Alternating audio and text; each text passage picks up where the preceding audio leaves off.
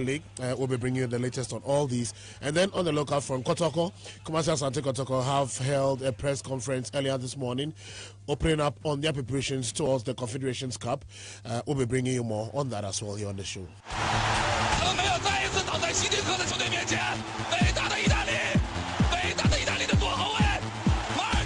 All right, so today let's break tradition and then start with the foreign tidbits here.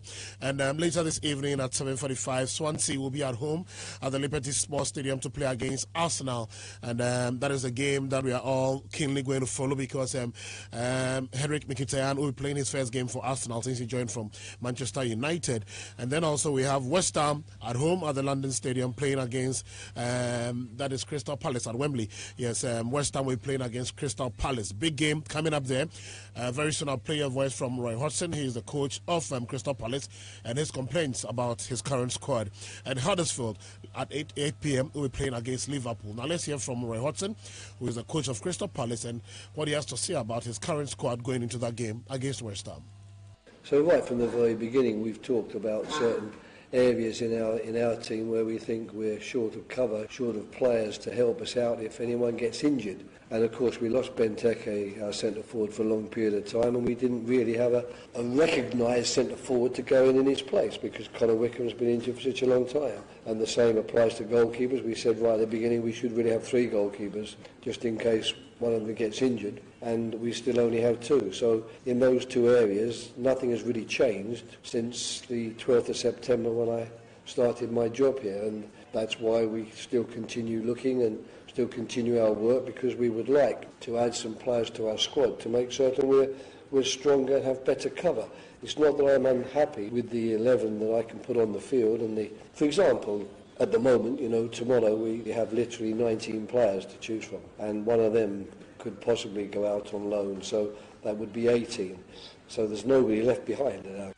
All right, so that's Roy Hodgson there for you. Now, also, Jose Mourinho says that the Manchester United squad is a happy camp after winning all their games in the month of January. After a tricky December in which they lost twice and drew 3 games, Mourinho's men have made a strong start in the new year, beating Everton, Stoke City, Burnley, along with victories in the FA Cup and against Derby and Yeovil. United are yet to concede in a goal in 2018 after 5 games, scoring 12.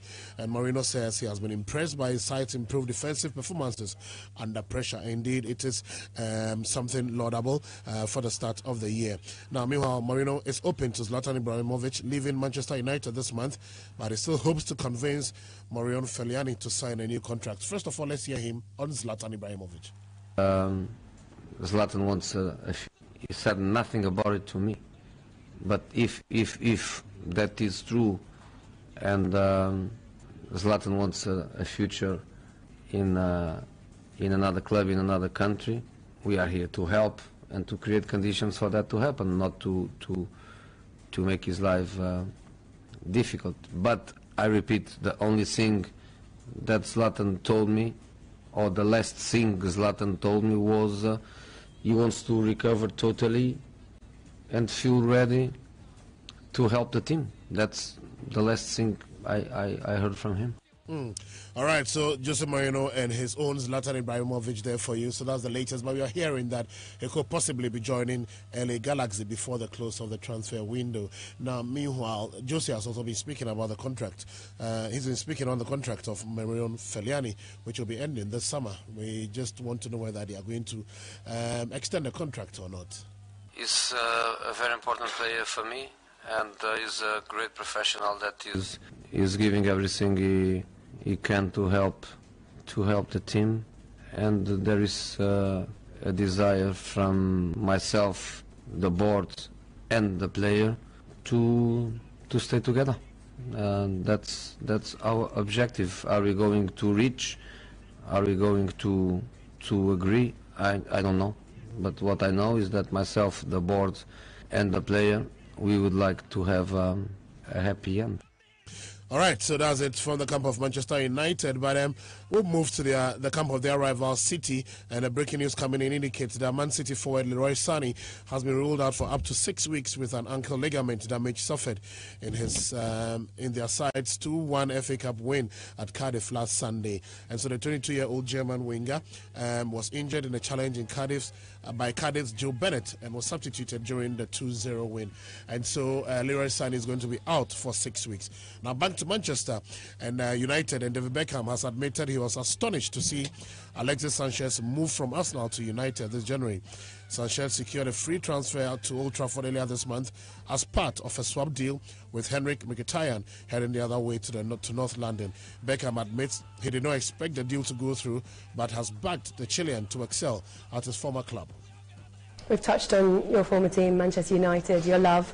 There's a new player playing in number 7 shirt now, marquee signing, of course, Alexis Sanchez. What do you make of that move, and how do you see him doing at United? You know, it's astonishing that move happened. I think at the end of the day, you know, when you play for a club as big as Arsenal and then you move to a club as big as Manchester United, you know, it's a big move. So, but to see him in a Manchester United shirt, to see him in the number 7 shirt, which we all know for Manchester United players and fans, the number 7 shirt is the shirt that is amazing. And there's obviously some great players that have worn it over the time: Brian Robson, Eric Cantona, George Best, you know, Ronaldo, Cristiano. So, you know, there's some great players over the time that have worn it. But I think that having him as a player now in the team, you know, can only strengthen us as a team. All right, so David Beckham, therefore, Pierre-Emerick Aubameyang's £55 million move to Arsenal edged even closer today after Borussia Dortmund striker was spotted at Dortmund Airport flying to London. The Gabonese international, who has been the subject of intense interest this month from the Gunners, was spotted gathering his belongings from a gold Range Rover before heading towards the back entrance. The 28-year-old forward will head to London to finalize his move, which will see him become Arsenal's club record signing. But there is more before the deal is finally sealed, as Ober's move will only be sanctioned once London rivals Chelsea secure Olivier Giroud and loan out Michy Batshuayi to Dortmund. Elsewhere, West Ham are ready to strike a deal with Swansea to send Andre Ayew back to Wales for a club record fee. The Swans have admitted a second bid worth £80 million for their former player, while the Hammers have been holding out for closer to £20.5 million they paid in 2016.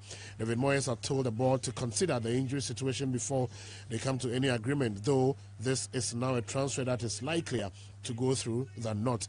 It remains to be seen whether Swansea would include Ki Sung-yeong in a swap deal, as has been reported in the last 2 days. Beautiful! Magisterial Barcelona!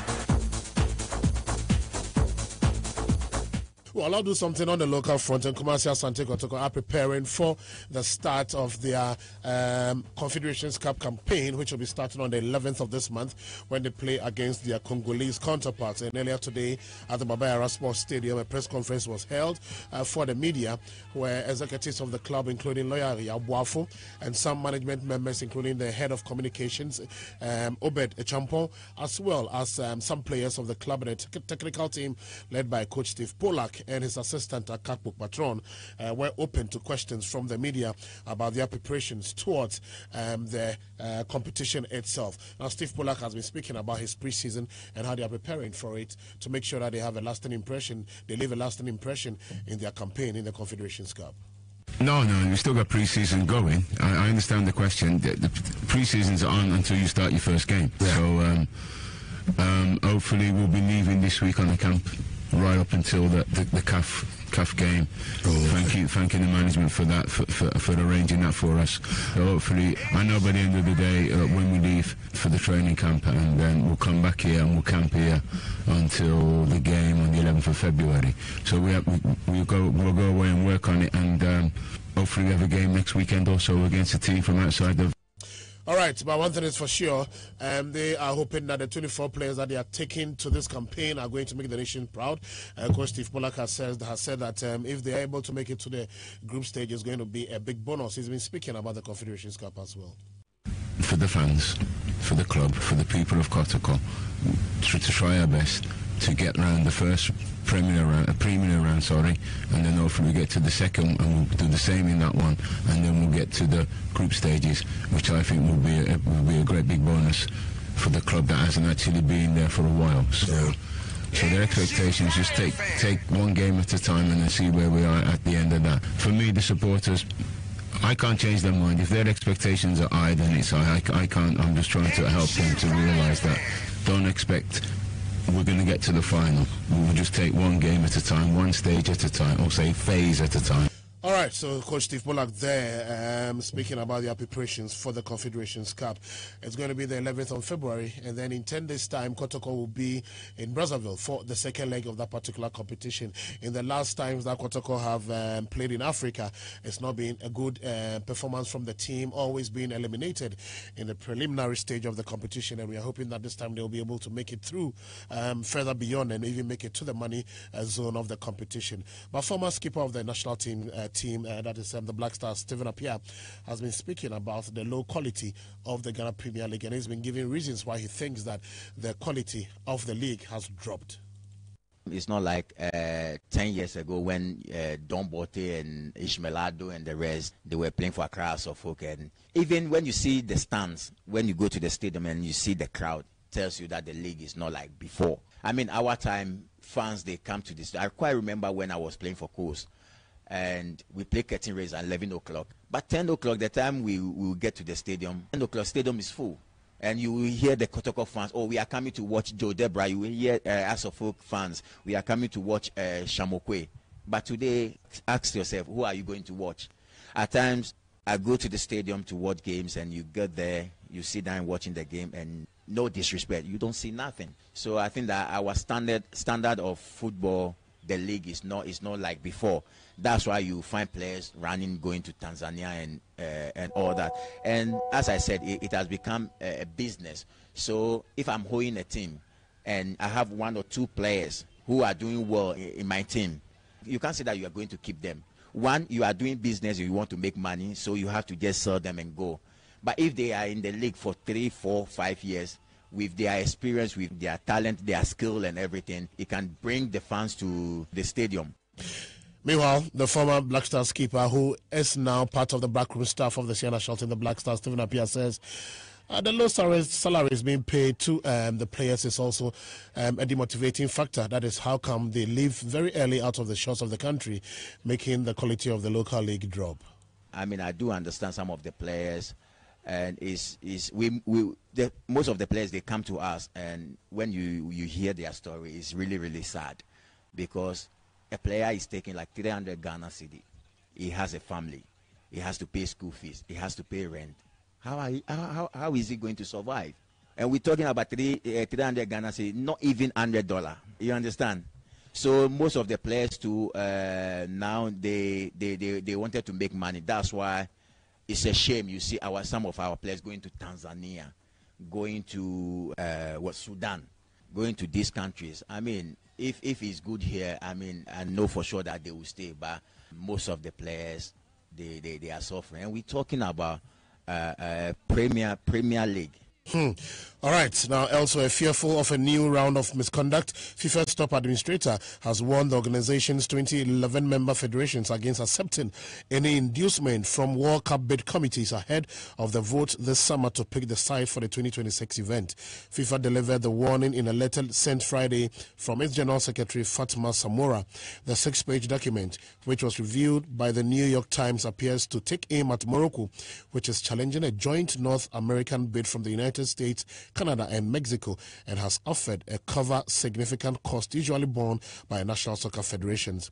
This month, the Times reported that Moroccan officials had discussed formalizing a relationship between Morocco and the Confederations of African Football, in which national teams from across the continent will come to Morocco for training camps and other soccer development activities. Officials from the African Confederations had not decided to accept the proposal, and it is not clear if Morocco plans to go ahead with the offer. A spokesman for Morocco's bid declined to comment.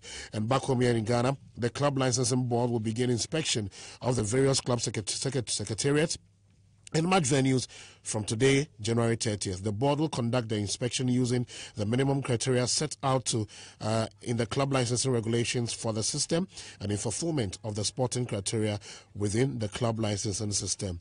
This will be for Premier and Division 1 League clubs. This will be done by 6 members of the Division 1 League board, of the licensing board, including Owahene Champon, Eugene Bawele, Emmanuel Newton Dasoberi, Ashford Tetoku, Kofi Menu, and Alaji MND Lepura Jawula. All right, so Sports Flash here on Love 99.5 FM came to you. Kaikeresi Tabia, Herbal Capsules, and also Kaikeresi Prestige Capital, and then also Pakum, sexual weakness and premature ejaculation. All right. Later on Drive Talk, let's see what they have on board. Okay. My girlfriend insists on telling her friends about seemingly every little detail of our relationship, which what we do, where we go, arguments we have, our sex life, pretty much everything. It's really pissing me off. I'm a private person and I don't tell any of that stuff to my friends. It feels like my life and our relationship is being put on show to others. I don't like being around her friends now. Sometimes they might make a comment about something that I said to her only. I'm going to try to sit down and talk to her calmly about all this, but if she won't change her behavior, I think it's real danger. It's a deal breaker to me. Am I overreacting or being unreasonable? I feel like